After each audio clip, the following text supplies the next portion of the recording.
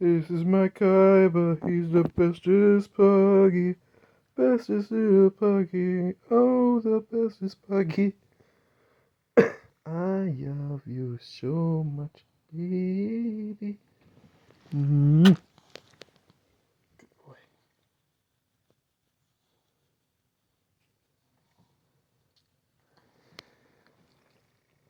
Yes, it's nice to see your tongue. You know why? It's Tongue Out Tuesday. You know what else it is? It's time for DOLLARAMA Draws of Destiny! I have 4 packs of Destiny for us today to open. I might throw in a 5th one if we, have a little extra time. See how we feel. We definitely have enough in stock that we could throw in a 5th one. And we definitely want to try and keep the streak alive, so, we'll see how it goes. Kevin's gonna munch on his marrowbone. Such a great dog. He had a rough weekend. I feel bad for him. The first aid course was really long. And I honestly did not want to be there with my boss, but at least my boss's boss was also there to keep him in check. So, not so bad. And we did get enough money that we got to get that extra box of Dominaria United Jumpstart for you guys so that we can keep Jumpstart Your Day alive for an extra few weeks. And with any luck, we'll also get a Brothers War Jumpstart, and then we'll have plenty of Jumpstart to get us through until the end of the summer at least, which will be great. Anyways, that's not what we're here for. We're not here for Jumpstart. We're here for DOLLARAMA. Let's see if we can pull some awesome things from our packs today. The destiny is with us. I can feel it. Can you feel it? Let's see it come to fruition. No double-sided. It's been a long time since we've seen a double-sided. Alright, we're starting with Exuberant Wolf Bear. Whenever it attacks, you may change the base power and toughness of target human you control to this thing's power and toughness. And it's a 4/4, so that's not so bad. I do like the cute artwork of the character riding the bear. That's pretty nice. I'm going to mid that one. We'll stack the packs so that we can actually do this properly. So, upper. Let's go legendary, upper, mid, lower, and lands. Alright. Cruel Finality. Instant. Target creature gets -2/-2 until end of turn, and you get to scry 1. Costs 3, but it is an instant, so... you know what? I'm going to put it up top. Destroy target creature with converted mana cost 3 or less. It can't be regenerated. Another instant. Smother. Actually, that one's better than the last one. Although I do like the fact that this one came with a scry, so I'm going to keep both of them on top. We got a Merfolk Skep. Merfolk Branchwalker. When this thing enters the battlefield, it explores. Fair enough. Cost 2, but you get to reveal a card and possibly put a +1/+1 counter on it to make it a 3/2 instead of a 2/1. So, dece. I'll admit it. Rotten Reunion. This one I've never actually enjoyed as a card, to be honest. Exile up to 1 target card from your graveyard, create a 2/2 black zombie creature token with Decayed. If the token didn't have Decayed, I'd probably be okay with this. I get that the idea is that the creature, but that's the thing, decayed creatures can't block, so I really have no idea why you would ever want to really go through with that so much. I suppose it triggers with Sir Conrad or something like that, but... anyways, I'm putting that to the bottom. Phyrexian Debaser. Flying. Tap this, sacrifice it, target creature gets -2/-2 until end of turn. Costs 4 to put into play, so I'm going to mid it. Scythe Spectre. Flying. This one costs 6 to put into play, but it is our rare for the pack. And it is a Spectre, apparently, and whenever it deals combat damage to a player, each opponent discards a card. Each player who discarded a card with the highest mana value among cards discarded this way loses life equal to that mana value. Ooh, damn. That's pretty harsh. It's definitely a worthwhile rare. and definitely going to the top. Urborg Siphon Mage, human shapeshifter, pay 2 and a black, tap this, discard a card. Each other player loses 2 life. You gain life equal to the life lost this way. Okay, so you tap this, you discard 1 card, and assuming you have a full group, you're going to gain 6 life. Pretty cool. Costs 2 and a black to play the ability, but I'm gonna top that one. Shine Chaser, Flying Vigilance, gets +1/+1 as long as you control an artifact, and +1/+1 as long as you control an enchantment. And it's a fairy. Interesting. I'm not sure what set that is. I've never seen that set symbol before. I'm not sure if it'll stop being blurry for you guys, but hopefully. Pretty decent card, I would say, though. Especially if you could buff it. Skymark Bloodletter, Vampire Soldier, Flying. When it enters the battlefield, target opponent loses 1 life and you gain 1 life. Decent. Dazzling Lights. Target creature gets -3/-0 until end of turn and you surveil 2. The surveil is what's going to make that card worthwhile, I think. The -3/-0 might save you some battle damage, but I don't think it's going to be overly useful. I'm going to admit it. Ingenious Cur. Gets +2/+0 until end of turn by paying 1 and a red. Not bad. I'll admit it. Ooh, old school art. Rootbreaker Worm. 7 for a 6/6 with trample. As Gerard Mate has escaped, the worm covered his flight by helping itself to 3 great mouthfuls of merfolk. Bet the professor doesn't like that card. But me, I personally do. I'm going to put that in the top. Bronze Sable. Just a 2/1 artifact creature for 2. And Ash Barrens. A basic land that taps for colorless and... Well, not basic. A land that taps for colorless and also you can cycle it. But we got the Fallout version of it, which is nice. I like the art. This Elemental Dog, I'm going to put that to the bottom, I think. It doesn't seem to have anything that is really useful to it, so... Alright. Decent start, decent start. We got some pretty nice stuff that we can use.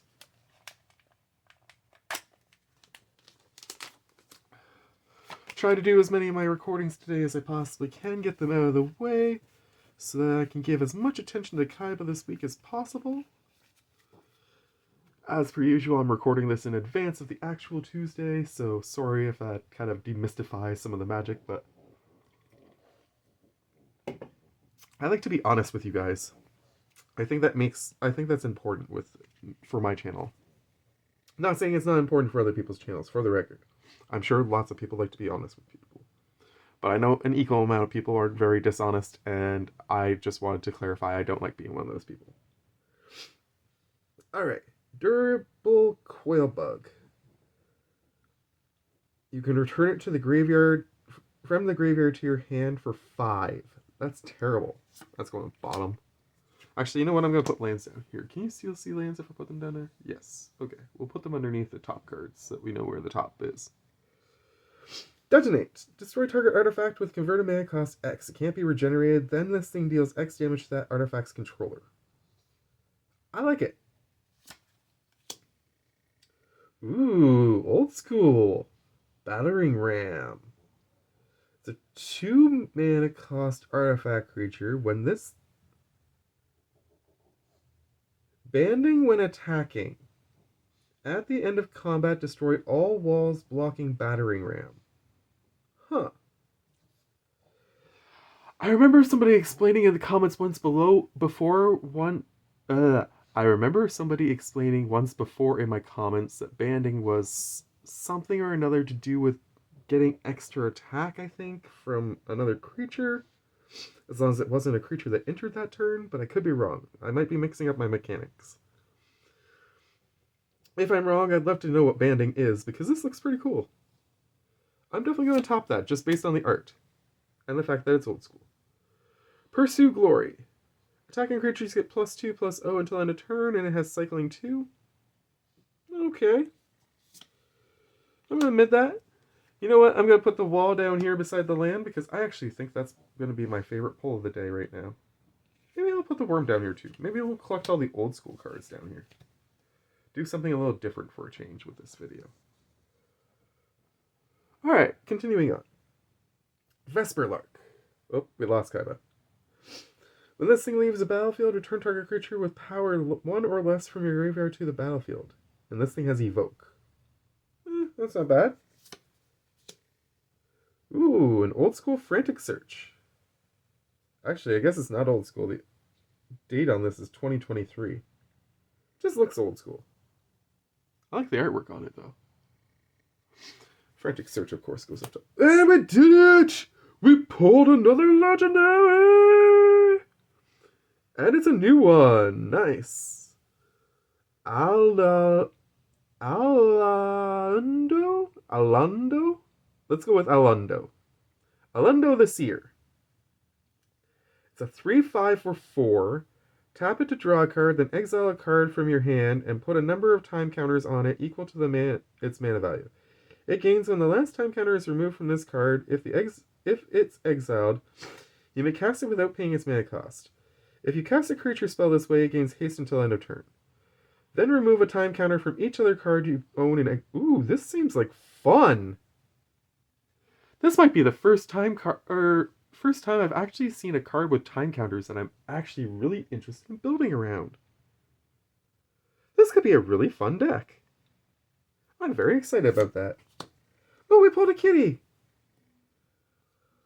White Mane Lion. Flash. When it enters the battlefield, return a creature you control to its owner's hand. Nice. That's going in my kitty deck. Circle of Protection Red. Old school art for sure. Okay, this one's got to be old. 1995. Yes, this is definitely going down. Pay 1, prevent all damage against you from 1 red source. If a source deals damage to you more than once in a turn, you may pay 1 each time to prevent the damage. Okay, so if the same red source would repeatedly deal damage to you in a turn, you can keep paying the 1 to keep... That's pretty solid. Old school cards rock. Renegade Wheelsmith. It's a dwarf pilot. Whenever it becomes tapped, target creature can't block this turn. Ooh, nice. It's a 3/2. I'm eventually going to build a really cool artifact vehicles deck. And that would definitely fit in there. Whirler Maker. This might fit in there too. Pay 4, tap, create a 1/1 colorless stopped or artifact creature token with flying. I mean, unless I put this into my, this could go really well into my blue deck too, because this would be a great way to tap creatures for the Improvise. I think Improvise works for casting and for artifact effects. I need to double check that. But that's a solid card. Ooh, a new spirit. Soul Sworn Spirit. It is unblockable, 2/1 for 4. And when it enters the battlefield, detain target creature an opponent controls. Until your next turn, that creature can't attack or block, and its activated abilities can't be activated. Neat! This pack is fire. Ooh, Natural Unity. I don't think I'm allowed to use this card. I think conspiracy cards are banned in Commander. That's disappointing. What does this do? Hidden agendas. Start the game with this conspiracy face down in the command zone and secretly name a card. You may turn this conspiracy face up anytime and reveal the chosen name. Creatures you control with the chosen name have, at the beginning of combat on your turn, you may pay green. If you do, put a +1/+1 counter on this creature. That's unfortunate. I really want to be able to play that. That is really cool. But unfortunately, that is a card we will never be allowed to play because conspiracies are banned in this game, in Commander, so I guess I'll put it over here, like I would an Acorn card. Maybe I can somehow convince people to let me play that as like an extra thing in like a pregame discussion. We'll see. Legion Conquistador. When this thing enters the battlefield, I can search my library for any number of cards. Name this, shuffle, reveal them, put them into my hand, and then shuffle my library. But because I can't have more than one copy, it is completely useless to me in Commander, so it goes there. Feed the Swarm, on the other hand, is one of my absolute favorite sorceries, and that is actually going to be probably one of my favorite pulls today. Some solid Destiny in the first two packs. Really solid. So yeah, I don't know what I'm going to replace in that blue deck, but I think that the Whirler producing card might be a great one for my blue deck. If you guys think of something in my blue deck that I could replace that with, and if you think I should, definitely give me a shout out in the comments. Ooh, that was a little bit of a spoiler there. Hopefully you guys didn't notice it, but I saw something shiny. I think that's the shiny one, since it's a little pringled. So you know what? I'm going to put the shiny one to the back so we see it at the end. Sanguine Sipper. Has lifelink as long as you control stickered permanent. Oh, so bottom. Secluded Steep, and we're back to the usual kind of lands. And Drop Basin. Tap, pay X, tap this, put a +1/+1 counter on. We've seen that one before the other day. It's a really neat idea, but it's just not a great card. I'm going to bottom it. Soothing of Smeagol, we saw this the other day too. This one's actually pretty good. It's an instant, and it tempts through with the ring. I like it a lot, actually. Child of Night. A 2/1 Vampire. Ooh. M11. Came out 1993 to 2010. I'm going to count that as old. You know what? Should I count that as old? Okay, what are you guys? Let me double check. 97, 95, 95. You know what? I think to qualify as old, we're going to say before 2000. And while this does say 1993 to 2010, I'm assuming M11 came out in 2011 probably, so I'm going to just top it and leave it there. Scatter Skull Charger. This is a rare. It is a 3-cost giant warrior with Kicker 2. Kicker 2. Trample Haste. If this thing was kicked, it enters the battlefield with a +1/+1 counter on it. At the beginning of your end step, if this thing doesn't have a +1/+1 counter on it, you have to return it to your hand. Ooh, damn. That's interesting. So you get a 4/3 that you get to keep bringing in and out, which if you have some sort of way to play it constantly, that'd be cool. If it triggers something, that'd be great. You know what? I'm going to mid this. I'm going to top it. Swarming of Moria. Create a treasure token, amass orcs 2. Decent sorcery. Decent. Staunch-Hearted Warrior. Heroic. Whenever you cast a spell that targets this thing, put 2 +1/+1 counters on it. Not bad. Scroll of Grizzlebrand. Pay 1, sacrifice it, target opponent discards a card. If you control a demon, that player loses 3 life. Okay, so in a very specific deck, this would be kind of fun, but I'm going to say mid. There's our old card. That definitely counts as old. Unstable Mutation. Target creature gets +3/+3. During each of its controller's upkeeps, put a -1/-1 counter on that creature. These counters remain even if this thing is removed. Huh. 1995. Another old school, beautiful art from the old school era. Sigiled Sentinel. Human Knight with backup 1 and Vigilance. Good card for sure. Seacoast Drake. Less good, but still okay for 2 cost for a flying 1/3. I'm okay with that. Sandstalker Moloch.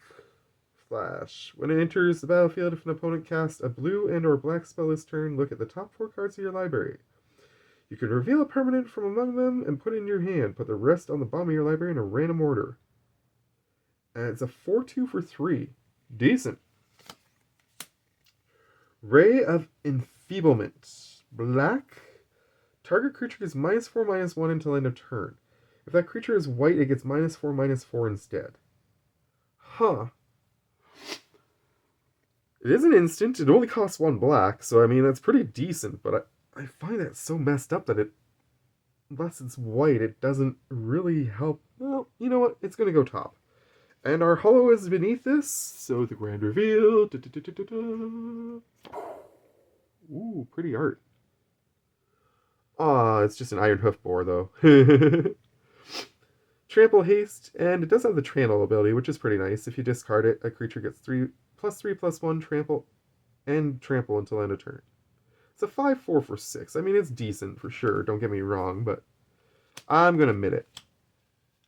We definitely have a few copies of that already. I'm going to top this one, though. I think that's interesting. There's a lot of white creatures out there, so you got a pretty solid chance that you're going to be okay with that. And even if not, you're definitely saving yourself some damage at least. Maybe keeping your creature alive, even. I know I complained about the -3/-01 earlier. Trust me, I get that, and it's very similar, don't get me wrong. But I'm still going to go with what I've done. Alright, last pack of Destiny. Unless we feel like pulling something out. Ooh, pack trick is weird. Oh, what the hell happened to this pack? Okay, technical difficulties. I'm trying to figure out what the hell happened in this pack. Apparently there was like 4 cards backwards and... Oh, nope, there's more. Oh, there's a double-faced one in this one. Nice. Maybe that's why they got confused. Alright. Apologies for the craziness. Let's go into this. Chandra's Embercat. Tap, add red, spend this mana only to cast an elemental spell or Chandra Planeswalker spell. Unfortunately, that's not going to be overly useful in my kitty deck, because I don't have any Chandra in that deck. So, I will mid you, though, because you are still very useful. Just not in the deck I want to put you in. Glimmerbell, flying, and you can pay 2, 1 and a blue to untap this, which is pretty solid. That can definitely go in my blue deck, and it would be a pretty solid addition. Again, if you have any idea what to do with any of the cards that I've suggested for possibly playing in the blue deck, and what you would pull out, I'd love to hear your comments. Assuming you watched the video on Sunday. And hopefully you did. Full Shock Morningstar, I like the artwork on this one. It's a 93 to 2004. That makes it close, but it doesn't quite fit the bill. Quick creature gets +2/+2, and it only costs 2 to equip, and it only costs 2 to put into play, though, so I'm going to put that up top. That's pretty versatile. Tezzeret's Ambition. Costs 5. Draw 3 cards. If you control no artifacts, you have to discard a card. That's actually pretty solid. Again, blue deck, possibly. Teeter Peak Ambusher. Pay 2 in a red. This thing gets +2/+0 until end of turn. That is okay. Costs a lot, though, to trigger its ability more than once, so I'm going to put it there. Blighted Fen. Tap, add 1 to your mana pool. I'm assuming colorless. Or you can pay 4 and a black, tap it, sacrifice this, and target opponent sacrifices a creature. That's interesting. That's very interesting as a land. Alright, here is our double-sided one. It is a Howling Chorus Werewolf and a Shrill Howler. Okay, so the Shrill Howler, creatures with power less than this thing's power can't block it. Damn, it's a 3/1. So, decent. But I mean, if you pump it up, you can basically make it unblockable, which is pretty freaking cool. Costs 6 to transform, and becomes creatures with power less than Howler can't block it, and whenever it deals combat damage to a player, put a 3/2 colorless Eldrazi horror creature token on the battlefield. Shit! That might be better than some of the other Eldrazi werewolves I'm running right now. I might have to replace one of them. It is green, so it'll definitely fit my werewolf deck. And we got our second legendary of the day! Tai or Tia? Or Tei? Let's go Tei. Tei Joaquin. Perfect shots. Whenever a source deals non-combat damage to a creature equal to that creature's Wait, what? Whenever a source you control deals non-combat damage to a creature equal to that creature's toughness, draw a card. Then pay X, tap this. If a source you control would deal non-combat damage to a permanent or a player this turn, it deals that much damage plus X instead. Huh. That's pretty messed up. That could make for a really interesting Spellslinger deck.